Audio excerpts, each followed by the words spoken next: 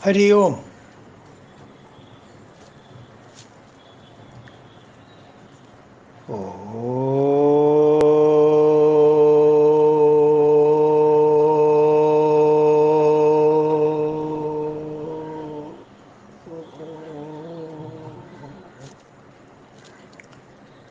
ओम सहनाववतु सहनौ भुनक्तु सह वीर्यं करवावहै तेजस्विनावधीतमस्तु मा विद्विषावहै। ओम शांति शांति शांति। शांताकारं भुजगशयनं पद्मनाभं सुरेशं विश्वाधारं गगनसदृशं मेघवर्णं शुभांगं लक्ष्मीकान्तं कमलनयनं योगिहृद्यानगम्यं वन्दे विष्णुं भवभयहरं സർവലോകൈകനാഥം. ഇന്നെടുക്കുന്ന ശ്ലോകങ്ങൾ, ചൊല്ലുന്ന ശ്ലോകങ്ങൾ 87 88. 86 കഴിഞ്ഞു. മഹാഭൂതോ മഹാനിധി അത് കഴിഞ്ഞു. പിന്നെ 87 88 ശ്രദ്ധിച്ച് ചെല്ല. 88 വളരെ ശ്രദ്ധിക്കണേ.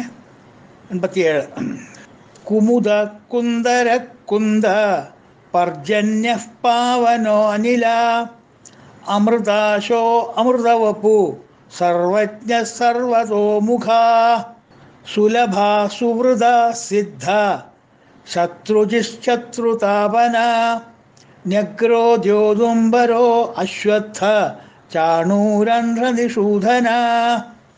ഇവിടെ 87 അമൃതാശോ അമൃതവപു എന്നാണ്. അമൃതവപു, മൃതവപു എന്ന് വായിച്ചു പോരുത്, അമൃതവപു. അതുപോലെ 88 സുലഭ സുവൃത സിദ്ധ ശത്രുജിത്ത് ശത്രുതാപന. ശത്രുജിത്ത് ശത്രുതാപന. ന്യഗ്രോധോദുംബരോ, ന്യഗ്രോധ ഒരു വാക്ക്, ഉദുംബര വേറൊരു വാക്ക്. അപ്പോൾ ന്യഗ്രോധ പ്ലസ് ഉദുംബര, ന്യഗ്രോധോദുംബരോ. അശ്വത്ഥ, ശ്വത്ഥ എന്നല്ല അശ്വത്ഥ ആണ്. അത് ശ്രദ്ധിക്കുക വായിക്കുമ്പോൾ. ഇന്നത്തെ നാമാദ്യത്തെ 812 അനില. 2-4 അർത്ഥങ്ങൾ ഇതിന് പറയുന്നുണ്ട് പണ്ഡിതന്മാർ.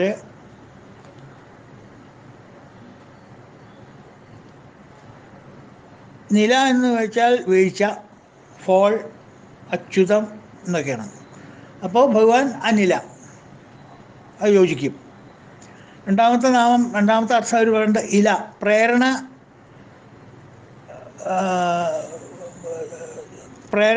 ചെലുത്തുന്നവൻ, പ്രേരിപ്പിക്കുന്നവൻ, ജീവികളെ പ്രേരിപ്പിക്കുന്നവൻ.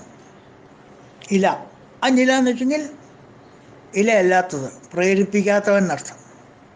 അത് ഭഗവാന് ചേരും, നമുക്ക് കാണാം. നിലൻ എന്നുള്ളതിന് അറിയുവാൻ സാധ്യമായവൻ എന്നുള്ള അർത്ഥമുണ്ട്. ആ നിലൻ എന്ന് വെച്ചെങ്കിൽ അറിയുവാൻ സാധ്യം അല്ലാത്തവൻ, അറിയുവാൻ ബുദ്ധിമുട്ടായിട്ടുള്ളവൻ. പ്രബുദ്ധൻ എന്നുള്ള വേറെ അർത്ഥമുണ്ട്. അങ്ങനെ 4 അർത്ഥങ്ങൾ ഇതിന് വാക്കിന് പറയുന്നുണ്ട്. ഈ വീഴ്ചയില്ലാത്തവൻ, അച്യുതം എന്നൊക്കെ നമ്മൾ മുമ്പ് ഈ അർത്ഥം വരുന്ന നാമങ്ങൾ വളരെ ധാരാളം കണ്ടതാണ്. അതിനൊന്നും ഇപ്പോൾ ഒരു വിശേഷണം വേണ്ട. No fall from the stature.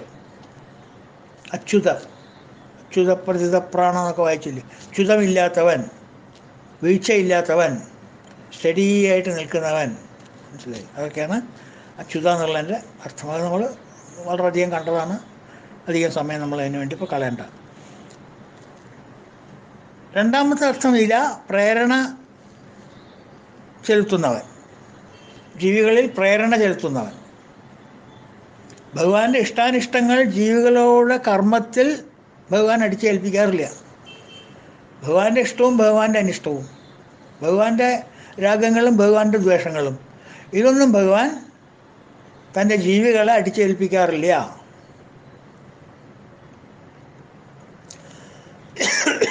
ഒരു തരത്തിൽ അടിച്ചേൽപ്പിക്കാറില്ല. അപ്പോൾ ജീവികൾക്ക് ബുദ്ധിക്ക് പ്രചോദനം കൊടുക്കുന്നതോ? ബുദ്ധിക്ക് പ്രചോദനം കൊടുക്കുന്നത് ഭഗവാൻ തന്നെ. ബൾബിന് കത്താനുള്ള പ്രകാശം കൊടുക്കുന്ന അത് ഇലക്ട്രിസിറ്റി തന്നെ. പക്ഷേ ബൾബിൻ്റെ അടിയിൽ എന്ത് നടക്കുന്നു, എന്തിനു വേണ്ടിയിട്ടാണ് ആ പ്രകാശം കത്തിക്കുന്നത്? ഒരു ശുഭമായ കർമ്മം തെളിയിക്കാനാണോ, അശുഭമായിട്ടുള്ള കർമ്മത്തിന് സാക്ഷ്യം വഹിക്കാനാണോ ആ വെളിച്ചം സ്വിച്ച് ഇട്ടിട്ട് ഇലക്ട്രിസിറ്റി അതിൻ്റെ ഉള്ളിൽ കൂടെ വരുത്തുന്നത് എന്നുള്ളത് ഇലക്ട്രിസിറ്റി പറയുന്നില്ല. സോറി, ഞാനൊരു നല്ല കാര്യത്തിന് മാത്രമേ പോവുള്ളൂ കേട്ടോ. ശുഭകാര്യങ്ങൾക്ക് മാത്രമേ എന്നെ വിളിക്കണ്ടോ. അശുഭകാര്യങ്ങൾക്ക് സ്വിച്ച് ഇട്ടാൽ ഞാൻ ഓണാവില്ല, അങ്ങനെ ഇലക്ട്രിസിറ്റി പറഞ്ഞിട്ടുണ്ടോ എല്ലായിടത്തും? ഇല്ല. സ്വിച്ച് ഇടേണ്ട സ്വിച്ച് ഇട്ട് കഴിഞ്ഞാൽ വരേണ്ട ലൈറ്റ് വരുന്നിടത്ത് വരും. അതെന്താ കാരണം? ബുദ്ധി കർമാനുസാരിണി. നമ്മളുടെ കർമ്മത്തിനനുസരിച്ച് ബുദ്ധി പോയിക്കോളും. അതിന് വേറെ ആരുടെയും അത് സിസ്റ്റമാറ്റൈസ്ഡാണ്. അത് വേറെ ആരുടെയും എന്താ പറയുക, ഓർഡേഴ്സൊന്നും വേണ്ട, അധികാരം ഉത്തരവൊന്നും വേണ്ട, അതിന് തീട്ടൂരൊന്നും വേണ്ട. എൻ്റെ ബുദ്ധി എൻ്റെ കർമ്മത്തിനനുസരിച്ച് പൊക്കോളും. ബുദ്ധി കർമാനുസാരിണി. കർമ്മത്തിനനുസരിച്ച് എൻ്റെ ബുദ്ധി പൊക്കോളും. അതിൽ ഭഗവാൻ ഇൻ്റർഫിയർ ചെയ്യില്ല. തെറ്റിദ്ധരിക്കുക വേണ്ട കേട്ടോ. ഭഗവാൻ എന്താ എന്നെ അങ്ങനെ തോന്നിച്ചാൽ ഭഗവാൻ തോന്നിക്കണമില്ല, തോന്നിക്കാണ്ടിരിക്കണമില്ല. ഭഗവാൻ ഒരു നിഷ്പക്ഷപാതി, സാക്ഷിഭാവം മാത്രം, ജസ്റ്റ് ആസ് ഇലക്ട്രിസിറ്റി. ഓർക്കുക, ഭഗവാൻ ഒരു പ്രേരണയില്ല. നേർവഴിക്ക് പോകണോ ദുർവഴിക്ക് പോകണോ അതൊക്കെ എൻ്റെ ഇഷ്ടം. ഇതിൽ യാതൊരു പ്രേരണയും ഭഗവാനില്ല.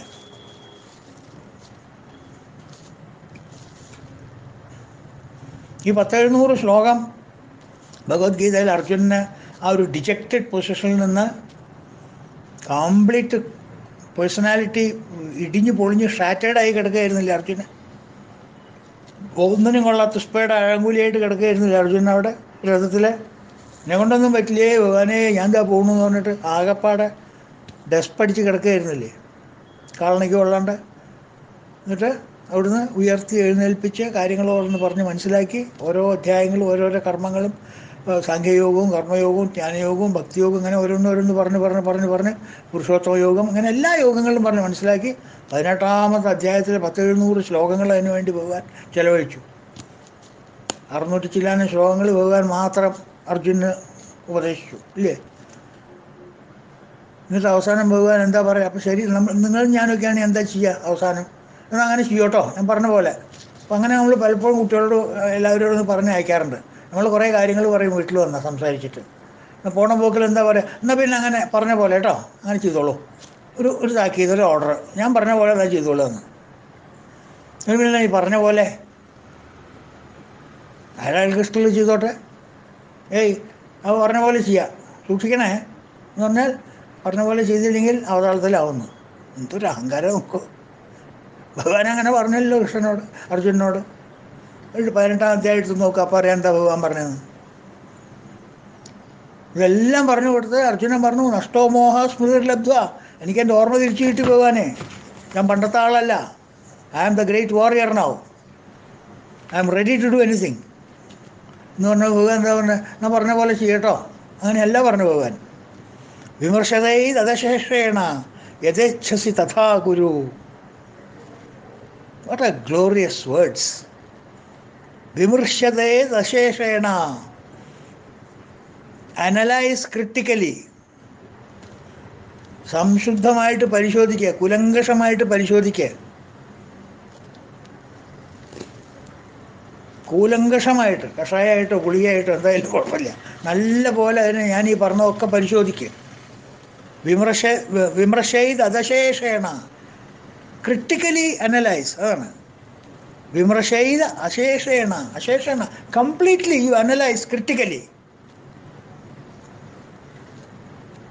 എന്നിട്ട്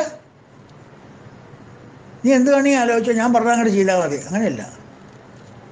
I like any colour provided it is black എന്ന് പറഞ്ഞ പോലെ ആവരുത്. നമുക്ക് എന്ത് കളറും ചൂസ് ചെയ്യാം as long as it is black. മനസ്സിലായില്ലേ? അങ്ങനെയല്ല ഭഗവാൻ പറഞ്ഞത്. വിമർശയിത അശേഷേണ, അടുത്ത വരിയാണ്, യഥേച്ഛസി തഥാ കുരു. നിനക്ക് എന്താ തോന്നുന്ന വെച്ചാൽ അത് ചെയ്യുക. യഥേ ഇച്ഛസി തഥാ കുരു. എന്താണോ നിനക്ക് തോന്നുന്നത് അങ്ങനെ ചെയ്യും. Look at the freedom. എന്തൊരു സ്വാതന്ത്ര്യം സനാതന ധർമ്മത്തിൽ ജീവികൾക്ക്. ആധ്യാത്മിക രംഗത്ത് ഇറങ്ങി പ്രവേശിച്ച് യാത്ര തുടർന്നവർക്ക് എന്തൊരു ഫ്രീഡം ഭഗവാൻ കൊടുത്തിരിക്കുന്നത്. Thou shalt listen to me, അങ്ങനെയൊന്നും പറഞ്ഞിട്ടില്ല. ഞാൻ പറഞ്ഞു നീ കേട്ടില്ലെങ്കിൽ നീ എവിടെ ചാടുക അറിയോ? ചളിക്കുണ്ടിൽ പോയി ചാടും. എന്നെ ഞാൻ കറക്കും, ഞാൻ യന്ത്രൂഞ്ഞാലിൻ്റെ മുകളിൽ ഞാൻ അപ്പടി ചെയ്യും ഇപ്പിടി ചെയ്യും. ഒരു പേടിപ്പിക്കലും ഇല്ല, പിപ്പിടിയായിട്ടുമില്ല. വിമർശയിത അശേഷേണ, ഞാൻ പറഞ്ഞതൊക്കെ കംപ്ലീറ്റ് 700-600 ചില ശ്ലോകങ്ങളും കംപ്ലീറ്റ് അനലൈസ് ചെയ്യും. നീ ഓൾറെഡി ചെയ്ത് കാണും.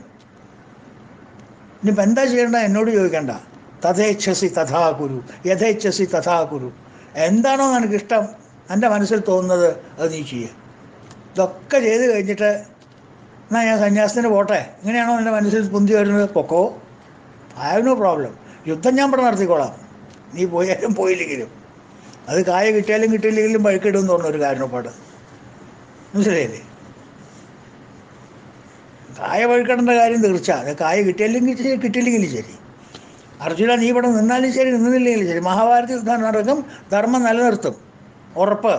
പക്ഷേ നിനക്കതിൽ പങ്കുകൊണ്ടിട്ട് നിമിത്തമാത്രമാവണം. നാളെ ഒരു ഹിസ്റ്ററി ബിൽഡപ്പ് ചെയ്യണം, ഒരു ബയോഡാറ്റ എഴുതണം, took part in world war എന്നൊക്കെ പറഞ്ഞ് നിനക്ക് എഴുതണമെന്നുണ്ടെങ്കിൽ നിന്നോ, കുട്ടി വണ്ടി ഉന്തണ പോലെ. നിമിത്തമാത്രം ഭവ സവ്യസാചൻ. അത് നീ ആലോചിച്ച് ചെയ്തോ. അല്ല നിനക്ക് ഇതൊന്നും വേണ്ട, ഞാൻ പോവാണ്, എനിക്ക് സന്യാസം മതി പറഞ്ഞു പോവാണോ? ഓ റൈറ്റ്, യഥേച്ഛസി തഥാ കുരു. അപ്പോൾ ഭഗവാന്റെ ഒരു തരത്തിലും ഭഗവാന്റെ സമ്മർദ്ദമില്ല, നോ ഫോഴ്സ്, അടിച്ചേൽപ്പിക്കപ്പെടുന്നില്ല. എല്ലാം വിചാരിച്ചു നോക്കി ഇച്ഛിക്കും പോലെ ചെയ്യടോ. എല്ലാം നല്ല പോലെ ആലോചിച്ചിട്ട് പറഞ്ഞതൊക്കെ കേൾക്കുക. കേട്ടാൽ മതി, കൂട്ടാക്കണ്ട. നല്ല പോലെ കേട്ടിട്ട് എല്ലാം വിചാരിച്ചു നോക്കി ഇച്ഛിക്കും പോലെ ചെയ്യടോ. എങ്ങനെയാണോ തൻ്റെ ഇച്ഛാച്ച അതുപോലെ ചെയ്യുക, മനസ്സിലായില്ലേ? അപ്പോൾ അതുകൊണ്ടാണ് പ്രേരണ ചെലുത്താത്തവൻ, ഒരു പ്രേരണയും ഭഗവാൻ ചെലുത്തുന്നില്ല, നോ ഫോഴ്സ്. ഇതൊരു ഫ്രീഡം നോക്കൂ. അപ്പം അടുത്ത അതിൽ നിലന് അറിയുവാൻ സാധ്യമല്ലാത്തവൻ, അറിയാൻ കഴിയാത്തവൻ, അഗ്രാഹ്യൻ എന്നൊക്കെ പറയില്ലേ, അത് നമ്മൾ കണ്ടതാണ്. ഗ്രഹിക്കാൻ പറ്റാത്തവൻ, അഗ്രാഹ്യ ശാശ്വത കൃഷ്ണ. പെട്ടെന്ന് ഗ്രഹിക്കാൻ പറ്റില്ല, ബുദ്ധിമുട്ടാണ് ഗ്രഹിക്കാൻ. വഴുതിപ്പോവും, വ്യാളത്തിനെ പോലെ, പാമ്പിനെ പോലെ വഴുതിപ്പോവും, പെട്ടെന്ന് പിടികിട്ടില്ല എന്നൊക്കെ നമ്മൾ കണ്ടതാണ്. അത് നമ്മൾ ഇനി നോക്കേണ്ട കാര്യമില്ല. പ്രബുദ്ധൻ, നാലാമത്തെ അർത്ഥം. അനില എന്നുള്ളതിന് ബുദ്ധിമാൻ. ബുദ്ധിമാനല്ലേ ഭഗവാൻ? സർവ്വവാഗേശ്വരീശ്വരനല്ലേ? അപ്പോൾ പ്രബുദ്ധനാവണ്ടേ? അറിവിൻ്റെ കലവറയല്ലേ? Embodiment of knowledge. അത് എവിടുന്നാണ് വന്നത്? Knowledge has come from him. ഭഗവാനിൽ നിന്ന് തന്നെ അർഗളിച്ച് വന്നതാണ്. കുത്തഴിച്ചിങ്ങനെ ഭഗവാന്റെ എന്താ പറയുക, ജടയിൽ നിന്ന് ഗംഗ അവതരിച്ച് വരുന്ന പോലെ അല്ലേ വാക്കുകളും വേദങ്ങളും എല്ലാം ഭഗവാന്റെ ശ്വാസോച്ഛ്വാസത്തിൽ നിന്ന് വന്നത്. അപ്പോൾ പിന്നെ അറിവിൻ്റെ ഭണ്ഡാരം ആരാ? ഭഗവാൻ തന്നെ. അതുകൊണ്ട് പ്രബുദ്ധൻ, സർവ്വവാഗീശ്വരേശ്വരൻ. നമ്മൾ 2 ദിവസം മുമ്പ് കണ്ടില്ല നാമം. എല്ലാ വാഗീശ്വരന്മാർക്കും ഈശ്വരൻ. അതാണ് അനില എന്നുള്ള നാമത്തിൻ്റെ അർത്ഥം. അടുത്ത നാമം 813, അമൃതാശ.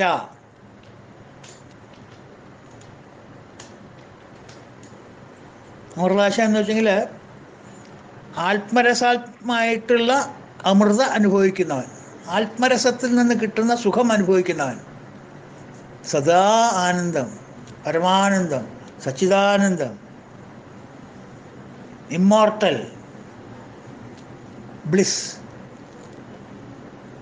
അമൃതാശ, മോർട്ടൽ ബ്ലിസ് അല്ലേ? എന്താ ഒരു സങ്കടത്തിന് ഇടയില്ല. നമ്മൾ എത്രയോ ഇതിനു മുമ്പ് നാമങ്ങൾ ചൊല്ലി ഭഗവാന് യാതൊരു സങ്കടത്തിന് ഇടയില്ല. കാരണം രാഗദ്വേഷാദികളില്ല. അതാണല്ലോ ഈ 2 പ്രശ്നം ഉണ്ടാക്കുന്നത്, രാഗവും ദ്വേഷവും. പകുതി ലോകത്തിനെ നമ്മളങ്ങോട്ട് രണ്ടാക്കുകയല്ലേ? ലോകത്തിനെ മുഴുവൻ അങ്ങോട്ട് വെച്ച് അത് മുഴുവൻ നിന്നോട് നീ അനുഭവിച്ചോ എന്ന് പറഞ്ഞൊരു ഭൂഗോളം മുഴുവൻ നമുക്കങ്ങോട്ട് തന്നാൽ അത് നമ്മൾ 2 ഹെമിസ്ഫിയറായിട്ട് അങ്ങോട്ട് തിരിച്ചു. നോർത്ത് ഹെമിസ്ഫിയർ, സൗത്ത് ഹെമിസ്ഫിയർ അല്ല. Likes and dislikes. പകുതി ഐ ലൈക്ക്, പകുതി ഐ ഡോണ്ട് ലൈക്ക്, പകുതി ഐ ഹാവ് രാഗം, പകുതി ഐ ഹാവ് ദ്വേഷം. ആർക്കാ നഷ്ടം? ആർക്കാ നഷ്ടം? പകുതി ലോകം ഉപയോഗശൂന്യമായിട്ട് പോയി തനിക്ക്. വല്ലവരും മറ്റു പല ആൾക്കാർ അത് മൃഷ്ടാന്ന ഭോജനമായിട്ട് കഴിക്കുന്നുണ്ടാവും. തനിക്കത് പറ്റണില്ല. എന്താ ചെയ്യുക അല്ലേ? അപ്പോൾ രാഗദ്വേഷം ഭഗവാനില്ല. ഭഗവാൻ always enjoying the bliss and beatitude, infinite bliss, immortal bliss, അമൃതാശ. അമൃത് പങ്കുവെച്ചവൻ എന്നുള്ള അർത്ഥം കൂടി ഉണ്ട് അതിന്. ആശ എന്ന് വെച്ചാൽ പങ്കുവെച്ചവൻ എന്നുള്ള അർത്ഥത്തിൽ എടുക്കാൻ വേണമെങ്കിൽ അതും പുരാണ കഥയായിട്ട് ലിങ്ക്ഡാണ്. പാലാഴി മഥന സമയത്ത് ഓർക്കുക, ഭഗവാനല്ലേ അമൃത് പങ്കുവെച്ചത്, മോഹിനി എപ്പിസോഡ്, മനസ്സിലായില്ലേ? പിന്നീടുള്ള പുലുവാലൊക്കെ നിങ്ങൾക്കറിയാലോ. അപ്പോൾ അതാണ് അടുത്ത നാമം, അമൃതാശ എന്നുള്ള നാമം 813. അടുത്തത് 814 അമൃതവപു. ഇതൊക്കെ ഒന്ന് തന്നെയാണ് കേട്ടോ, ഒരേ വാക്കിൻ്റെ മുകളിലിട്ടുള്ള കളിയാണ്. അമൃതവപു, നാശമില്ലാത്ത സ്വരൂപം. ആത്മാവിന് എവിടെ നാശം? വപു എന്ന് വെച്ചെങ്കിൽ ശരീരം എന്ന് മാത്രമല്ല സ്വരൂപം എന്നുള്ള അർത്ഥമുണ്ട്. അപ്പോൾ ആത്മസ്വരൂപത്തിന് എവിടെ നാശം? ജനനമരണ പ്രക്രിയകളില്ലാത്ത സ്വരൂപം. ഇതിനെവിടെ പ്രമാണം? എത്രയോ ഉപനിഷത്തിലുണ്ട്. അതിനൊക്കെ ആറ്റി കുറുക്കി 2-ാം അധ്യായത്തിൽ ഭഗവാൻ പറഞ്ഞിട്ടുണ്ട്, അജോ നിത്യ ശാശ്വതോയം പുരാണോ നഹന്യതേ ഹന്യമാനേ ശരീരേ. ഈ ദേഹം നശിച്ചാൽ പോലും മറ്റേ സാധനം നശിക്കില്ല. അജൻ നിത്യൻ ശാശ്വതോയൻ പുരാണൻ, കൊല്ലപ്പെടാ മെയ് മുടിക്കുന്ന ബോധം. ഈ ശരീരം മുടിഞ്ഞു പോയാൽ പോലും, നശിച്ചു പോയാൽ പോലും ഭഗവത് സ്വരൂപം അല്ലെങ്കിൽ നമ്മളുടെ ഉള്ളിലുള്ള ആ ചൈതന്യ സ്വരൂപം എന്തായിട്ടാണ് നിൽക്കുക? അജോ നിത്യ ശാശ്വതോയം പുരാണൻ ന ഹന്യതേ ഹന്യമാനേ ശരീരേ. ശരീരം ഹന്യമാനമായാൽ പോലും ന ഹന്യതേ, ഇത് ഹനിക്കപ്പെടുന്നില്ല. അതാണ് അമൃതവപു. അടുത്ത 815 സർവജ്ഞ. ഈ നാമം മുമ്പ് വന്നിട്ടുണ്ട്, അതേ നാമം പോകുന്നുണ്ട്. 453 അതുകൊണ്ട്. ഒറ്റ മിനിറ്റ്, എപ്പം നോക്കി ഒന്ന് പറഞ്ഞു നോക്കട്ടെ. സമ്പ്രദായത്തിൽ നിന്ന്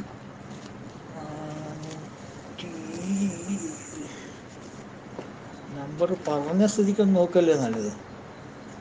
അല്ലെങ്കിൽ പിന്നെ ഇതിന് മുമ്പ് പറഞ്ഞിട്ടുണ്ടായിരുന്നു പറഞ്ഞിട്ട് വിടാലോ. അപ്പോൾ 453 വായന വരും ചെയ്തു. ഇനിയിപ്പോൾ അത് ശരിയാണെന്ന് തെളിയിക്കുന്നത് എൻ്റെ ചുമതലയല്ലേ. 453 അല്ലേ ഈശ്വര, ശരിയായി വരണേ പറയുന്നത്. ആഗത്ത യുവ സംപൃക്തോ. 453 സർവജ്ഞ. സർവജ്ഞ ജ്ഞാനമുത്തമം എന്നുള്ള നാമം 53, 54. 453 സർവജ്ഞ. ഔ ഗോരപ്പ രക്ഷിച്ചു. ഈ നമ്പർ പറയില്ല ഞാൻ. എല്ലാം അറിയുന്നവൻ അർത്ഥം. സർവജ്ഞ, എല്ലാം അറിയുന്നവൻ. ശുദ്ധവും പൂർണ്ണവുമായ ജ്ഞാനം, പ്യുവർ ആൻഡ് കംപ്ലീറ്റ്. ചിലത് പ്യുവർ ആവാം, കംപ്ലീറ്റ് ആവില്ല. ചിലത് കംപ്ലീറ്റ് ആവാം, പ്യുവർ ആവില്ല, അല്ലേ? നമ്മുടെ പല അറിവുകളും അങ്ങനെയല്ലേ? പലതല്ല, എല്ലാ അറിവുകളും നമ്മുടെ ഒക്കെ അങ്ങനെയാണ്. ചില അറിവുകൾ നമുക്ക് അതിനെക്കുറിച്ച് കംപ്ലീറ്റ് അറിയാം, പക്ഷെ അത് പൂർണ്ണമാണ്, ശുദ്ധമല്ല, നോട്ട് ഓത്തൻറ്റിക്. ശരിയാണോ അല്ലേന്ന് എനിക്കറിയില്ല, പക്ഷേ അതിനെക്കുറിച്ച് എല്ലാം അറിയാം എനിക്ക്. ശരിയാണോ അതല്ല എനിക്കറിയില്ല, ഏതാണ്ടൊരു ഉദ്ദേശം അങ്ങനെയാണ്, പക്ഷേ അതിനെക്കുറിച്ച് എല്ലാം അറിയാം. പക്ഷേ ശരിയാണോ അല്ലേന്നൊന്ന് ചെക്ക് ചെയ്തോളൂ കേട്ടോ, ഒന്ന് പുസ്തകം നോക്കിക്കോളൂ. ചിലപ്പോൾ ചില സ്പെല്ലിംഗ് മിസ്റ്റേക്കോ അവിടെ ഇവിടെയൊക്കെ വന്നെന്ന് വരാം. അപ്പോൾ it is not pure, but it is full. പൂർണ്ണമാണ്, പ്യുവറല്ല. വേറെ ചിലവർക്കോ ഓത്തൻറ്റിക്കാണ്. ഞാൻ പറഞ്ഞതിൽ യാതൊരു തെറ്റില്ല, കറക്റ്റ്. പക്ഷെ എനിക്ക് മുഴുവൻ അറിയില്ല കേട്ടോ, എല്ലാം അറിയില്ല. ഭഗവത്ഗീതയിലെ എല്ലാ ശ്ലോകം എനിക്ക് അറിയുന്നു വരില്ല. 10-12 ശ്ലോകം അറിയാം, പക്ഷെ ആ 12 ശ്ലോകം ശുദ്ധമായിട്ടുള്ളതാണ്. അത് ഒറിജിനൽ ടെക്സ്റ്റിലുള്ള പോലെയുള്ള ശ്ലോകങ്ങൾ തന്നെയാണ്. 700 എനിക്കറിയില്ല, 12 അറിയാം. ആ 12 അച്ചിട്ട പോലെ 12. അവിടെ എന്താ പറ്റുന്നത്? പൂർണ്ണതയില്ല, ശുദ്ധിയുണ്ട്. മനസ്സിലായോ? ഭഗവാന്റെ അറിവ് അങ്ങനെയല്ല. ഭഗവാൻ അറിവാണ്. ആ അറിവ് എങ്ങനത്തെ അറിവാ? Pure and full. അതുകൊണ്ടാണ് സർവജ്ഞ. പകുതി പകുതിയല്ല. ഒന്നുകിൽ പൂർണ്ണം അല്ലെങ്കിൽ അപൂർണം, ഒന്നുകിൽ ശുദ്ധം അല്ലെങ്കിൽ അശുദ്ധം. എന്താണ് കാരണം? പൂർണ്ണമാവാണ്ടിരിക്കാനും അശുദ്ധമാവാനും അപൂർണമാവാനും കാരണം എന്താ? ആ ജ്ഞാനത്തിൻ്റെ മുകളിലുള്ള വിക്ഷേപവും ആവരണങ്ങളും നമ്മളതിനെ ശരിയായിട്ട് ധരിച്ചിട്ടില്ല. അതിനെ തെറ്റിദ്ധരിക്കുന്നു. തെറ്റിദ്ധരിച്ചത് നമ്മൾ വല്ലോട്ടും കൊണ്ട് തെറ്റുദ്ധരിക്കുന്നു. അപ്പോൾ നമ്മളെ തെറ്റിദ്ധരിക്കപ്പെടുന്നു. തെറ്റിദ്ധരിച്ചത് കൊണ്ട് തെറ്റുദ്ധരിക്കുമ്പോൾ ആ തെറ്റുദ്ധരിച്ചത് ജനങ്ങൾ തെറ്റിദ്ധരിക്കപ്പെടുന്നു. പിന്നെയും സർക്കിളായില്ലേ? അപ്പം തെറ്റിദ്ധാരണകളുടെ ഒരു കൂട്. എന്താ കാരണം? ശരിക്കുള്ള അറിവ് നമ്മൾ അറിഞ്ഞിട്ടില്ല. എന്നാൽ അതിൻ്റെ മുകളിൽ പൊടിയും ഡസ്റ്റും ചളിയും അഴുക്കുമൊക്കെ ഉണ്ട് ആ ജ്ഞാനത്തിൻ്റെ മുകളിൽ. ആവരണം ആൻഡ് വിക്ഷേപം, ചാഞ്ചല്യവും മൂടലും. മനസ്സിലായില്ലേ? ഭഗവാന്റെ കയ്യിലുള്ള അങ്ങനത്തെ അല്ല. സത്വം യത്തത് പരഭ്യാമപരികലനതോ എല്ലാം സത്വം. ഭഗവാന്റെ മനസ്സ് സത്വം, ബുദ്ധി സത്വം, എല്ലാം സത്വം. പരമമായ അറിവ്, അതിൽ യാതൊരു കേടുമില്ല. 22 കാരറ്റ്, 24 കാരറ്റ് ഉണ്ടെങ്കിൽ 24, എത്ര വെച്ചാൽ അത്ര.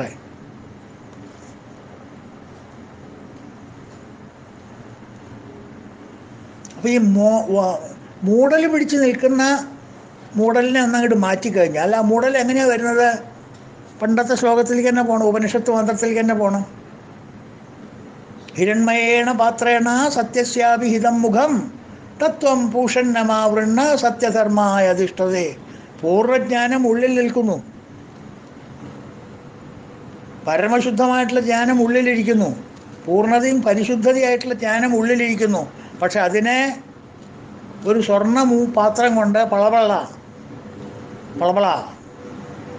അങ്ങനൊരു വാക്ക് ഉപയോഗിക്കുക. പളപള എന്നുള്ള ലോകം അതിനെ മൂടിയിരിക്കുന്നു. ഈ പ്രപഞ്ചം അതിനെ മൂടിയിരിക്കുന്നു. ഈ പ്രാപഞ്ചിക സുഖങ്ങൾ ശരിക്കുള്ള അറിവിനെ മൂടിയിരിക്കുന്നു, തെറ്റിദ്ധരിപ്പിക്കുന്നു, കയറിനെ പാമ്പാക്കി മാറ്റുന്നു, സ്വർണത്തിനെ ആഭരണമാക്കാൻ തോന്നുന്നു. ഞങ്ങളുടെ ഉദാഹരണത്തിലേക്ക് ഞാൻ കടക്കണില്ല. ഇല്ലാത്തതിനെ അല്ലാത്തതാണെന്ന് തോന്നുന്നു. മനസ്സിലായില്ലേ? ഇങ്ങനെ മനസ്സിനെ ആകെ വിഭ്രാന്തി പിടിപ്പിക്കുന്നു ആവരണവും വിക്ഷോഭവും കാരണം. കണ്ണ് മഞ്ഞളിച്ചു പോണു, ശരിക്കും ആ സത്യം കാണാൻ പറ്റുന്നില്ല.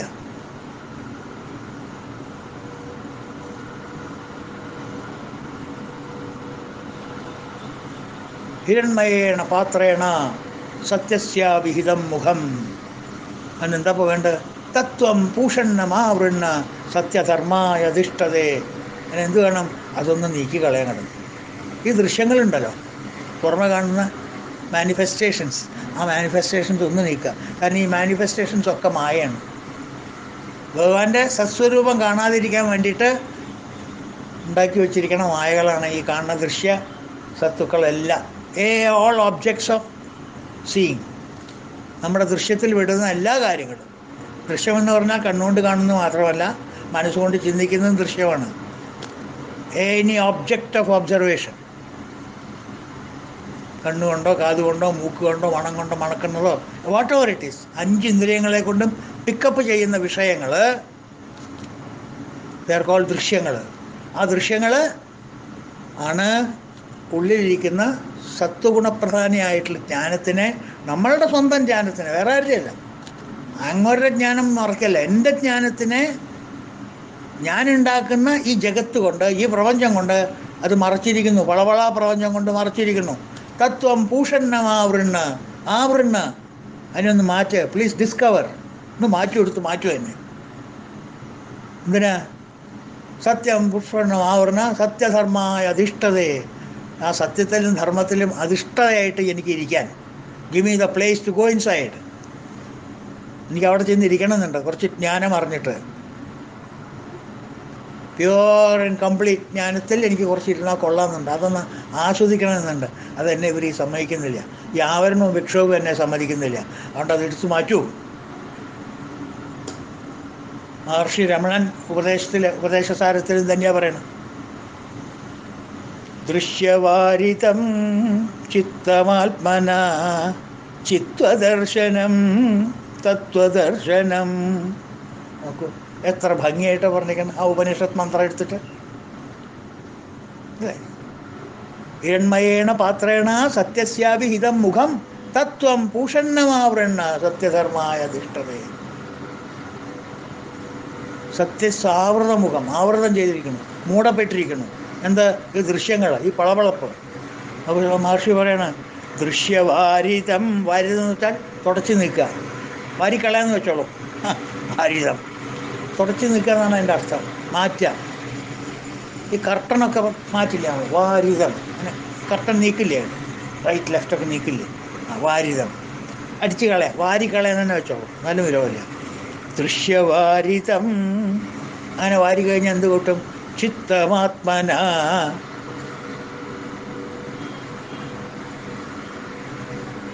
അപ്പോൾ പിന്നെ എന്താ നമ്മൾ കാണുക?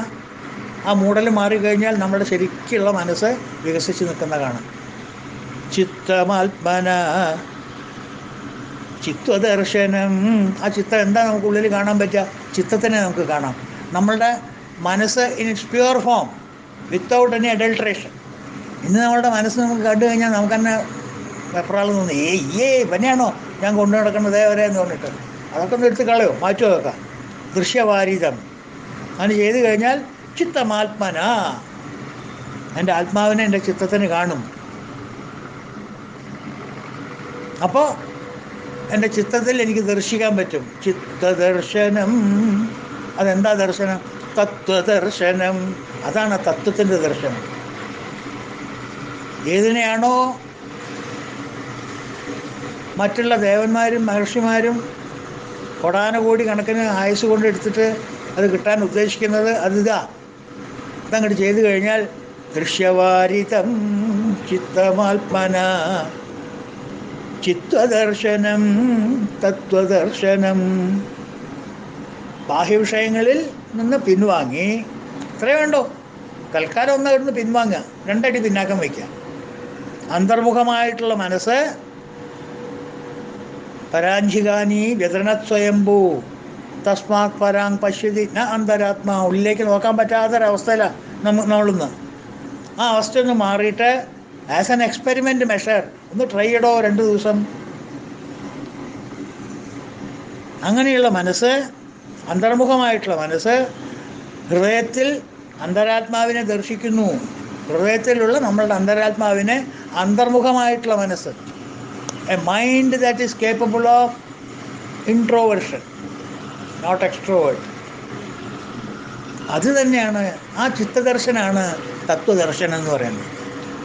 ആത്മബോധം, ടെക്നിക് ഓഫ് സെൽഫ് ഡിസ്കവറി, ഇതാണ്. മറ്റതൊക്കെ സയൻസ്.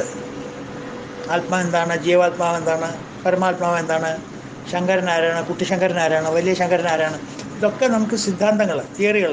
ടെക്നിക്ക് എന്താ? What is the technology of spirituality? Spirituality has got the science and the technology. ഉപനിഷത്തുകളും ബ്രഹ്മവിദ്യകളും അതൊക്കെ science. What is the technology? ദൃശ്യവാരിതം ചിത്തമാത്മന ചിത്വദർശനം തത്വദർശനം. എന്നാൽ പിന്നെ എന്തുകൊണ്ടാണ് മനസ്സ് ഇങ്ങനെയായി പോയത്?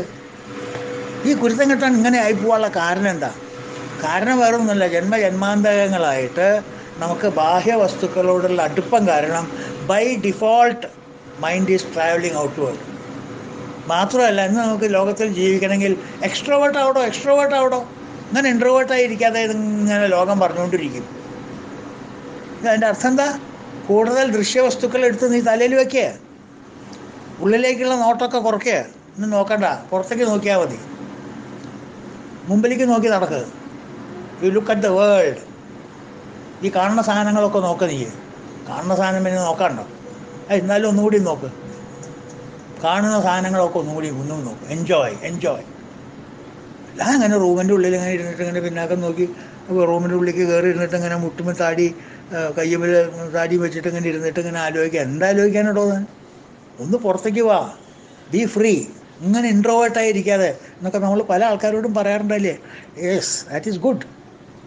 Good for material living, not for spiritual living. Spiritual എക്സസൈസിന് പറ്റാത്തതാണത്. ക്രിക്കറ്റിനുള്ള പരിശീലനം ഫുട്ബോളിന് ചെയ്താൽ പറ്റുമോ? പറയൂ. ഫുട്ബോളിനും ക്രിക്കറ്റിനും ചെയ്യുന്ന പരിശീലനം ഹോക്കിക്ക് ചെയ്താൽ പറ്റുമോ? സ്വിമ്മിങ്ങിന് അത് ചെയ്താൽ പറ്റുമോ? ഹൈ ജമ്പിന് അത് ചെയ്താൽ പറ്റുമോ? ഓരോന്നിനും അതിൻ്റേതായിട്ടുള്ള ടെക്നിക്സ് ഇല്ലേ? മറ്റതൊക്കെ ലോകത്തുള്ള എല്ലാം നിങ്ങൾക്ക് അംഗീകരിക്കാൻ, ഇത് മാത്രം അംഗീകരിക്കാൻ പറ്റില്ല പറഞ്ഞാൽ എങ്ങനെ ശരിയാവുക? അപ്പോൾ സ്പിരിച്വാലിറ്റി ആയിട്ടുള്ള ടെക്നിക്സ് ഉണ്ട്. അതിലൊരു ടെക്നിക്കാണ് അപ്പോൾ ഈ പറഞ്ഞത്, ടെക്നിക്ക് ഓഫ് സെൽഫ് ഡിസ്കവറി. അപ്പോൾ നമ്മൾ ഇന്ന് പൊതുവെ by default we look forward. ദൃശ്യവാരിതം അതിനെ ഒന്ന് മാറ്റിക്കളയാം.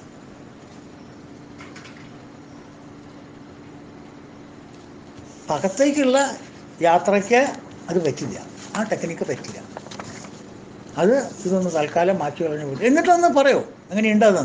ഉള്ളിൽ പോയി ഒന്ന് ചുറ്റി വന്നിട്ട് അകത്ത് എങ്ങനെയുണ്ടെന്ന് വിവരം പറയാം. വന്നിട്ട് I tell you, you will never go out after that. പിന്നെ ഒരാൾക്കും പുറത്തേക്ക് പോകണമെന്നുണ്ടാവില്ല. ഞാൻ പഠിരുന്നോളാം. So pleasing, so cosy, so immortal. വേറെ ആരും വീട്ടിൽ ചെന്നിരിക്കാനല്ല പറയണത്, എൻ്റെ സ്വന്തം വീട്ടിലിരിക്കാനാണ് പറയണത്. അതുകൊണ്ടാണ് സർവജ്ഞ, എല്ലാ അറിവുകളും ഉള്ളവൻ, അറിവിൻ്റെ ഉറവിടം. ആ ഉറവിടം നമുക്ക് എങ്ങനെയാണ് കിട്ടുക? ദൃശ്യവാരിതം. തൽക്കാലം ഒന്ന് ഇൻട്രോവേർട്ടാവാം. അവനാണ് ധീരൻ. കശ്ചിത് ധീര പ്രത്യേകാത്മാനമൈക്ഷത് ആവൃത്തചക്ഷുൻ അമൃതത്വമിച്ഛൻ. വാക്കുകളൊക്കെ ഒന്ന് തന്നെയാണ്. ആവൃത്തചക്ഷുൻ, ചക്ഷുസിനെ ആവൃത്തമാക്കുക. അമൃതത്വമിച്ഛൻ, and you get immortality, eternal bliss. Okay. അടുത്ത നാമം 816 സർവതോമുഖ. സർവതോമുഖ, എവിടെയും മുഖങ്ങളുള്ളതെന്നർത്ഥം. ഇത് നമ്മൾ ഈ അർത്ഥം വരുന്ന നാമങ്ങൾ പലതും കണ്ടിട്ടുണ്ടല്ലേ. സർവവ്യാപിയായ ഭഗവാന് എല്ലാ ദിക്കിലും കയ്യുകളും കാലുകളും മുഖങ്ങളും എല്ലാം ഉണ്ട്. ഭഗവത്ഗീത പറയുന്നു 13-ാം അധ്യായത്തിൽ, സർവദ പാണിപാദം തത് സർവദക്ഷിശിരോമുഖം. അല്ലേ? സർവദ, എല്ലാ ദിക്കിലും, പാണിപാദം തത്, പാണികളും പാദങ്ങളും, തത് എൻ്റെ, സർവദക്ഷി ശിരോമുഖം, എല്ലാ ദിക്കിലും ശിരസ്, എല്ലാ ദിക്കിലും കണ്ണ്, സർവദൃക് എന്നൊക്കെ പറയില്ല നമ്മൾ. ആ പല നാമങ്ങളും നമ്മൾ കണ്ടിട്ടുണ്ട്.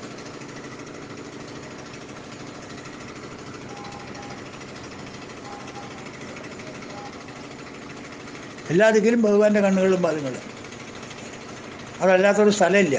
അതുകൊണ്ടാണ് ഒരു ഭക്തൻ പറഞ്ഞത്, എത്രൈവ എത്രൈവ മനോമദീയം തത്രൈവ തത്രൈവ തത്രൈവ തത്രൈവ തവ സ്വരൂപം എത്രൈവ എത്രൈവ ശിരോമദീയം തത്രൈവ തത്രൈവ പദദ്വയം തേ.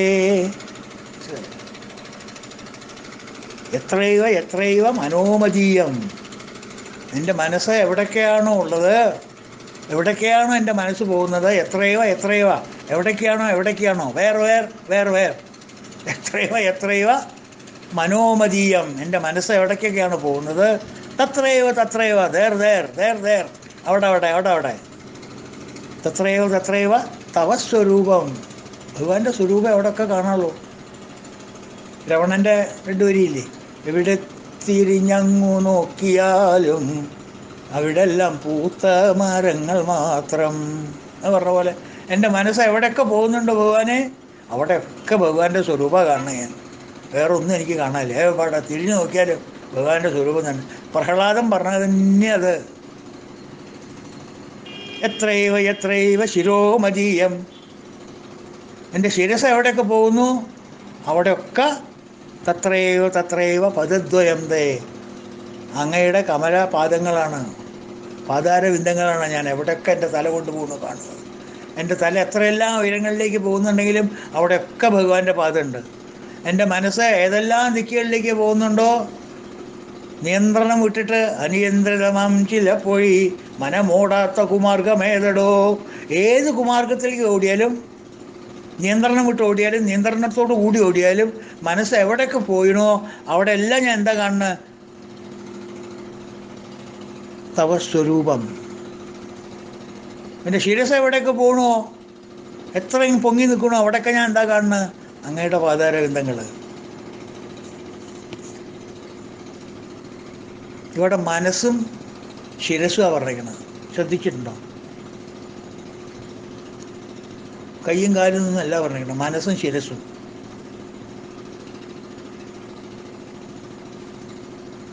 ഈ ലോകത്തുള്ള അനുഭവങ്ങൾ മുഴുവൻ നമുക്ക് കിട്ടുന്നത് നമ്മുടെ മനസ്സുകൊണ്ടും ശിരസ് കൊണ്ടും അല്ലേ? ഇതിനെക്കുറിച്ച് നമ്മളൊന്ന് പ്രതിപാദിച്ചിരുന്നു 2 ദിവസം മുമ്പേ. വികാരം ആൻഡ് വിചാരം, ഹെഡ് ആൻഡ് ഹാർട്ട്. അറിഞ്ഞോ? Head and heart.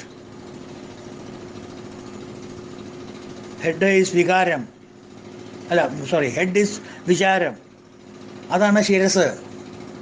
അവിടെ കൊണ്ടല്ലേ നമ്മൾ ചിന്തിക്കുക. ഹാർട്ട് ഈസ് വികാരം, വിച്ച് ഈസ് മനസ്സ്. മനസ്സ് ഹൃദയം എന്നൊക്കെ പറയുന്നത് തന്നെയല്ലേ? അപ്പോൾ മനസ്സ് വികാരത്തിനും ശിരസ് വിചാരത്തിനും. അപ്പം എൻ്റെ വികാരങ്ങൾ എവിടെയൊക്കെ ഉണ്ടോ, എന്തെല്ലാം വികാരങ്ങൾ ഞാൻ പ്രകടിപ്പിക്കുന്നതോ അവിടെയൊക്കെ ഭഗവാന്റെ സ്വരൂപമാണ് കാണുന്നത്. ഭഗവാനെ എവിടെയൊക്കെ എൻ്റെ ബുദ്ധിശക്തി ഉപയോഗിച്ചിട്ട് ഞാൻ എൻ്റെ വിചാരങ്ങൾ പ്രകടിപ്പിക്കുന്നുണ്ടോ, എന്ത് PhD തീസിസ് എഴുതിയാലും ശരി, എന്തൊക്കെ എൻ്റെ ആശയങ്ങളുണ്ടെങ്കിലും ശരി, അതെല്ലാം ചെന്ന് എവിടെ വീഴുന്നത്? ഭഗവാന്റെ കാക്കിലാണ് വന്ന് വീഴുന്നത്. അപ്പോൾ ഭഗവാന്റെ സ്വരൂപവും ഭഗവാന്റെ പാതാരബിന്ദും അല്ലാണ്ട് എനിക്ക് ഒരു എക്സ്പീരിയൻസേ ഇല്ല. ഇത്ര ഉദാത്തമായിട്ടുള്ള ഭക്തിഭാവം അല്ലേ? സർവതോമുഖ, എല്ലാ ദിക്കിലും ഭഗവാൻ തന്നെയാണ് കാണുന്നത്. മനസ്സിലായി? അതാണ് ആ നാമം. അടുത്തത് 817 സുലഭ. വളരെ എളുപ്പത്തിൽ ലഭിക്കുന്നവനാണ് ഈ വാക്കിൻ്റെ അർത്ഥം, സുലഭ. അപ്പം അത് വിരോധാഭാസല്ലേ? ദുർലഭ എന്നും പറയണു, സുലഭ എന്നും പറയണു, രണ്ടും ഭഗവാനാണ്. അതിശയോക്തിയൊന്നുമില്ല ഇതിൽ. അന്തർമുഖ സമാരാധ്യ ബഹിർമുഖ സുദുർലഭ അല്ലേ? അകത്തുള്ളതിനെ കാണാൻ അകത്തേക്ക് നോക്കണ്ടേ? പുറത്തേക്ക് നോക്കിയാൽ ദുർലഭാവില്ലേ? അല്ലേ? അകത്തുള്ളതിന് അകത്തേക്ക്, എവിടെയാണോ വസ്തു ഉള്ളത് അവിടെ നോക്കണ്ടേ? നോക്കാത്തടത്ത് നോക്കിയിട്ട് ഭഗവാന് കിട്ടില്ല, ഭഗവാൻ ദുർലഭമാണ് എന്ന് പറഞ്ഞിട്ട് എന്താ കാര്യം? പുറത്തേക്ക് നോക്കി ഭഗവാനെ കിട്ടാൻ എത്ര ബുദ്ധിമുട്ടുണ്ടോ അതിൻ്റെ 10-1 ബുദ്ധിമുട്ടില്ല അകത്തേക്ക് നോക്കി ഭഗവാനെ, അകത്തുള്ള ഭഗവാനെ അകത്ത് കാണാൻ ഒരു ബുദ്ധിമുട്ടുമില്ല. ആഹാരം കഴിച്ചാൽ വിശപ്പ് മാറാൻ എത്ര നേരം വേണം?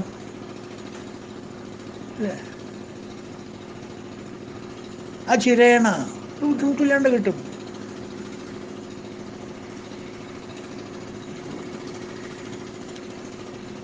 നല്ല ഭട്ടതിരിപ്പാട്ട് പറഞ്ഞു, ഏവം ദുർലഭ്യവസ്തുന്നബി സുലഭതയാ ഹസ്തലബ്ധേ.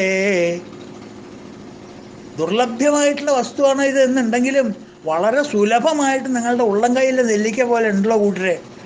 എൻ്റെ ഗുരുവായൂരപ്പൻ ഇവിടെ ഇരിക്കുന്നുണ്ടല്ലോ നിങ്ങൾക്ക് അനുഗ്രഹിച്ചിട്ട്. ഈ നാട്ടുകാരുടെ ഭാഗ്യം എന്നല്ലാണ്ട് ഹന്തഭാഗ്യം ജനാനാം എന്നല്ലാണ്ട് ഞാൻ എന്താ പറയാ. അപ്പോൾ ദുർലഭനാണ്, സുലഭനുമാണ്, അതിൽ വിരോധാഭാസമൊന്നുമില്ല. കിട്ടേണ്ട സാധനം ഉള്ള ദിക്കിൽ നോക്കണം, ഇല്ലാത്ത ദിക്കിൽ നോക്കി കഴിഞ്ഞാൽ ദുർലഭം തന്നെയാണ്, കിട്ടില്ല. ഉള്ള ദിക്കിൽ നോക്കിയാൽ കിട്ടാനും ബുദ്ധിമുട്ടില്ല. അപ്പോൾ ദുർമാർഗികൾക്ക് ദുർലഭനാണ്, ഭക്തന്മാർക്ക് സുലഭനാണ്. അത്രയുള്ള ഒരു വ്യത്യാസം. ആ ഭഗവാന്റെ സ്റ്റാൻഡ് പോയിന്റിൽ നിന്ന് ഞാൻ ദുർലഭനാണ്, ഞാൻ സുലഭനാണ്, ഞാൻ സുലഭനാണ്, ഞാൻ ദുർലഭനാണ്. നമ്മളെ സംബന്ധിച്ചിടത്തോളം ഒന്നുകിൽ സുലഭമായിട്ട് കിട്ടും, അല്ലെങ്കിൽ ദുർലഭം. The possible and the impossible. ബുദ്ധിമുട്ടിയാൽ സുലഭം. മടിയനായിട്ട് ഇങ്ങനെ ഇരുന്ന് പുറത്തേക്കൊക്കെ പോയി ചാപ്പാടൊക്കെ കഴിച്ച് വരികയാണെന്നുണ്ടെങ്കിൽ ദുർലഭം. അല്ല ദൃശ്യവാരിതം നോക്കുകയാണോ, സുലഭം. ഹിരൺമയേണ പാത്രേണ സത്യസ്യാഭിഹിതം മുഖം എന്നിട്ടുള്ള പോലെ വളവള എന്നുള്ള പാത്രം കൊണ്ട് മൂടി വയ്ക്കാനാണ് ഇഷ്ടം എന്ന് വെച്ചെങ്കിൽ ദുർലഭം. അതുകൊണ്ടാണ് സുലഭ. ഓക്കെ. അടുത്ത നാമം സുവൃത. സുവൃത മീൻസ് ശോഭനമായ വ്രതമുള്ളവൻ അർത്ഥം. വ്രതം എന്ന് വെച്ചെങ്കിൽ ഉപവാസം, നോൽമ്പ്, അനുഷ്ഠാനം ഇതൊക്കെയാണ്. ഒരു ചിട്ട. നമ്മളൊക്കെ അത് ചെയ്യാറുണ്ടല്ലേ. ഏകാദശി, ദ്വാദശി, ത്രയോദശി, ഓരോരോ തിങ്കളാഴ്ച, 30 വെള്ളിയാഴ്ച, 30 ചൊവ്വാഴ്ച, 30 വ്യാഴാഴ്ച, ശനിയാഴ്ച, ഇതൊക്കെ നമ്മൾ വ്രതങ്ങൾ എടുക്കാറില്ലല്ലേ. ഇതൊക്കെ വളരെ സുലഭമായിട്ടുള്ള അറിവുകളാണ് നമുക്ക് സുവൃത എന്ന് വെച്ചാൽ. ഒരു ചിട്ട, ഒരു ദിനചര്യ. ഭഗവാന്റെ ശോഭനമായ വ്രതം എന്താ? ദുഷ്ടനിഗ്രഹവും ശിഷ്ട സംരക്ഷണവും. അത് വൃത്തിയായിട്ട് ഭഗവാൻ ആചരിക്കുന്നുണ്ട് ഇല്ലേ? അതിലൊരു അഭിപ്രായ വ്യത്യാസമില്ല. സുവൃത, അദ്ദേഹം എടുത്തിട്ടുള്ള വ്രതം ശുഭമാക്കി പറഞ്ഞയക്കുന്നു. സുവൃത എന്നുള്ളതിന് വേറൊരു അർത്ഥം പറയുന്നുണ്ട് പണ്ഡിതന്മാർ. നല്ല ഭോജനം കഴിക്കുന്നവൻ, ഇഷ്ടപ്പെട്ട ഭോജനം കഴിക്കുന്നവൻ, ആഹാരം കഴിക്കുന്നവൻ. ഭോജനം മീൻസ് ശാപ്പാടത് മാത്രമല്ല, ആഹാരം, എന്തും ആഹരിക്കുന്നവൻ അർത്ഥം. ഭക്തിയോടെ നൽകുന്നത് ഭഗവാൻ എന്തായാലും ആഹരിക്കും. പുരാണ കഥകളിൽ എത്രയോ ഉണ്ടത്. ശ്രീരാമൻ ശബരിക്ക് ഉച്ഛിഷ്ടമായിട്ടുള്ള പഴ കൊടുത്ത് ഭഗവാൻ അത് സ്വീകരിച്ചു, അതും കഴിച്ചു. പിന്നീടാണ് മനസ്സിലായി ശബരി, അയ്യോ ഭഗവാനെ എന്താ ഞാൻ ചെയ്തേ വയ്ക്കുക, സാരില്ലേ ശബരി എന്ന് പറഞ്ഞിട്ട് നീട്ട് പോയി കൊടുത്തു. ശ്രീകൃഷ്ണൻ വിതുരൻ്റെ ഭാര്യ വീട്ടിൽ ചെന്നപ്പോൾ പഴം തൊലിക്കുന്നുണ്ട്, പഴം തിന്നണു, തോലിതാ ഭഗവാന്റെ വായ കൊടുക്കുന്നു. വെപ്രാളം, എന്താ പറയുക, പരിഭ്രമം ചെയ്യുക. ചിലവർക്ക് എങ്ങനെയാണ്, എന്തായാലും ഒരു പരിഭ്രമ. ചിലവർക്കുണ്ട് റെയിൽവേ സ്റ്റേഷനിൽ പോയാൽ തീവണ്ടി വരുമ്പോൾ ഒരു പരിഭ്രമമൊക്കെ വേണ്ടതെന്നാണ്. അപ്പോൾ തീവണ്ടി വരുമ്പോൾ ഒരു പരിഭ്രമമൊക്കെ കാണിക്കണം. പരിഭ്രമം ഇല്ലാണ്ടിരുന്നാൽ തീവണ്ടി വന്നിട്ടില്ല എന്ന അർത്ഥം. മനസ്സിലായില്ലേ? അപ്പോൾ എന്ത് കിട്ടിയാലും എന്തും ചിലവർക്ക് പരിഭ്രമമാണ്. അപ്പോൾ ഭഗവാനാണ് വന്നിരിക്കണം. ആരാ വന്നിരിക്കണം വീട്ടിലേക്ക് ഗസ്റ്റായിട്ട്? ഭഗവാൻ. എങ്ങനെയൊക്കെ പരിചരിച്ചാലാണ് മതിയാവുമെന്ന് അറിയില്ല. കാരണം വിതുരൻ അത്രയ്ക്ക് ഭക്തനാണ്. വിതുരനല്ലേ അറിയുള്ളൂ ഭക്തി എന്ന് വെച്ചാൽ എങ്ങനെയാണ് പരിചരിക്കുന്നത്. ഭാര്യയ്ക്ക് അറിയില്ലോ, പാവം. അതൊരു പാവം വീട്ടമ്മയല്ലേ, അതിന് ഇത്ര വലിയ ജ്ഞാനമൊക്കെ ഉണ്ടാവും.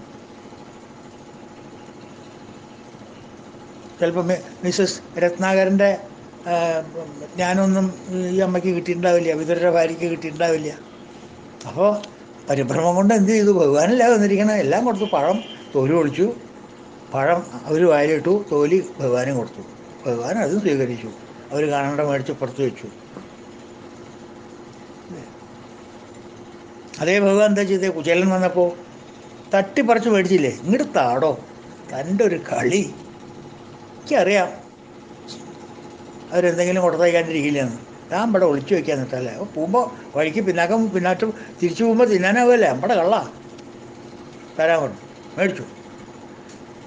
ആദ്യം ഒരു പിടി എടുത്ത് കഴിച്ചു, കേമായി. രണ്ടാമതൊരു പിടി എടുത്തപ്പോൾ ഭാവം മാറി. രണ്ടാമതും കയ്യിലെടുത്ത നേരം തണ്ടാർദളാക്ഷൻ്റെ കരം പിടിച്ചു. അവിടെ കൈ പിടിക്കാൻ ഒരാൾ വന്നു, രുക്മിണി, ലക്ഷ്മി ദേവിയല്ലേ, ഓടി വന്നു. ചതിക്കരുത് ഭഗവാനേന്ന് പറഞ്ഞിട്ട്. ചതിക്കേ? ഞാൻ അവിടെ ദാസിയായിട്ട് പോയി നിൽക്കേണ്ടി വരും, നിങ്ങളിപ്പോൾ ഈ രണ്ടാമത്തെ വരലും കൂടി അങ്ങോട്ട് തിന്നാണെന്നുണ്ടെങ്കിൽ. അപ്പോഴാണ് ഭഗവാന് സ്ഥലകാലബോധം ഓർമ്മ വന്നത്. അയ്യോ, ശരിയാണല്ലോ അല്ലേ, സോറി കേട്ടോ. അതുകൊണ്ട് അവിടെ രാമപുരത്തുകാരുടെ 2 വരിയുണ്ട്. പരിഭ്രമിക്കേണ്ട പത്നി പറഞ്ഞതു കൊള്ളാം, ഞാനും പരമഭക്തനെ കണ്ടാണിരിക്കുന്നേരം. പരിഭ്രമിക്കേണ്ട പത്നി പറഞ്ഞതു കൊള്ളാം, ഞാനോ പരമഭക്തരെ കണ്ടങ്ങിരിക്കുന്നേരം. പരവശനായി കൃപ കൊണ്ടെന്നെയും മറന്നു പോകും, പരിചയിച്ചിട്ടും നീ അതറിഞ്ഞിട്ടില്ലേ. എന്താ രുക്മിണി, എന്താ അങ്ങനെയൊക്കെ? എൻ്റെ കൂടെ നീ സഹവാസമായിട്ട് എത്ര കാലമായി, എത്ര കൊല്ലായി, ഇനി നിനക്കിത് മനസ്സിലായിട്ടില്ല? പരിഭ്രമിക്കേണ്ട പത്നി, അതുകൊണ്ട് പരിഭ്രമിക്കൊന്നും വേണ്ട. പറഞ്ഞതു കൊള്ളാം, നന്നായി പറഞ്ഞ, ഏതായാലും നന്നായി, കഴിക്കണില്ല. ഞാനോ പരമഭക്തനെ കണ്ടങ്ങിയിരിക്കുന്നേരം. ഒരു പരമഭക്തനായിട്ട് ഞാൻ സംസാരിച്ചിരിക്കുമ്പോൾ പരവശനായി കൃപ കൊണ്ട് എന്നെയും മറന്നു പോകും, പരവശനായിട്ട് കൃപയുടെ അങ്ങേയറ്റത്ത് മൂർധന്യത്തിൽ എത്തിയിട്ട് ഭക്തനായിട്ട് സംസാരിച്ചിരിക്കുന്ന സമയത്ത് ഞാൻ എന്നെ മറന്നു പോവും. രുക്മിണി, പരിചയിച്ചിട്ടും നീ അതറിഞ്ഞിട്ടില്ലേ. എന്തൊരു താതാത്മ്യമായിട്ടുള്ള ചോദ്യ. എൻ്റെ സ്വഭാവം നിനക്ക് അറിയില്ലേ രുക്മിണിയെ? ഏതായാലും കൈ ഒന്ന് പിടിച്ചു നന്നായി പറയുന്നു. അപ്പം അതാണ് സുവൃത. ഭഗവാന്റെ വ്രതം അതാണ്. എന്ത് ആര് എവിടുന്ന് ഭക്തിപൂർവം കൊടുക്കുകയാണെങ്കിൽ മേടിച്ച് സാപ്പിടുന്നതിന് യാതൊരു വിരോധമില്ല. എന്ത് ആഹാരം കഴിച്ചോളൂ.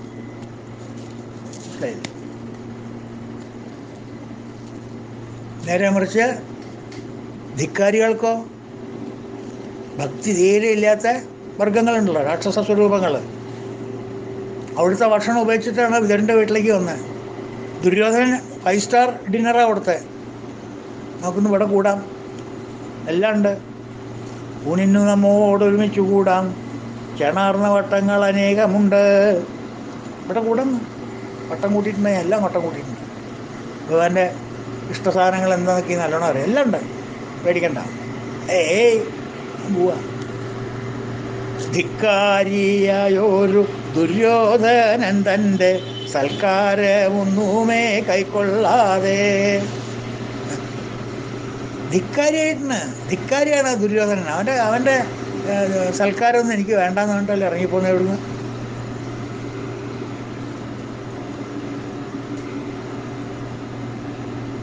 അവരൊക്കെ ബഹിർമുഖക്കാരാണ്. അവർക്കൊക്കെ എക്സ്റ്റേണൽ പ്ലഷേഴ്സ് മതി.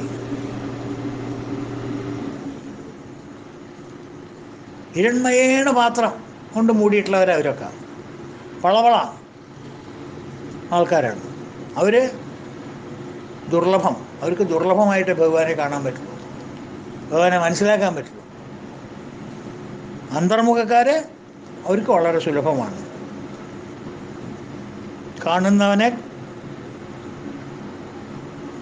കാണുന്നവനെ തേടുന്ന പറയും. കാണുന്നതിനെ അല്ല, seek the seer not the seen എന്ന് പറയും. ഈ ദൃശ്യവാരിതം എന്ന് പറയുന്നത്, ഈ ദൃശ്യങ്ങൾ കാണുന്ന ഒരാളുണ്ടല്ലോ, അവനെ തേടെ പോയിട്ട് അവനെവിടെ നോക്ക്. അല്ലാണ്ട് കണ്ടതിനെ കാണുന്നല്ല. ഒരു മരം ഞാൻ കണ്ടു വെച്ചെങ്കിൽ എന്തിനാ മരത്തിൻ്റെ മുകളിൽ പോയി കയറണം? മരം അവിടെ ഇല്ലേ, നീ കണ്ടില്ലേ? കാണുന്നതിന് പിന്നെന്തിനാ കാണണം? ആരെയാ നിനക്ക് കാണേണ്ടത്? ആ മരത്തിനെ കാണുന്നവനെ കാണുക. അതാരാ? അത് ഞാൻ ആരെന്ന് മനസ്സിലാക്കുക. ഹൂ എം ഐ ചോദിച്ചു പിന്നാക്കം പോ. അങ്ങനെയുള്ളവർക്ക് സുലഭം, മറ്റുള്ളവർക്ക് ദുർലഭം. അതാണ് സുഹൃത എന്നുള്ള വാക്കിൻ്റെ വ്യാപ്തി. മനസ്സിലായില്ലേ? ഇനി നമുക്ക് ബാക്കിയുള്ള പറ്റുന്ന നാമങ്ങൾ നമുക്ക് നാളെ നോക്കാം. അതുവരെ എല്ലാവർക്കും ഹരി ഓം. ഓം പൂർണ്ണമദ പൂർണ്ണമിദം പൂർണ്ണാത് പൂർണ്ണമുദച്യതേ പൂർണ്ണസ്യ പൂർണ്ണമാദായ പൂർണ്ണമേവാവശിഷ്യതേ. ഓം ശാന്തി ശാന്തി ശാന്തി. ഹരി ഓം തത്സത്. ഓം ശ്രീ ഗുരുഭ്യോ നമഃ. കൃഷ്ണ ഗുരുവായൂരപ്പ ഭഗവാനെ രക്ഷിക്കണേ.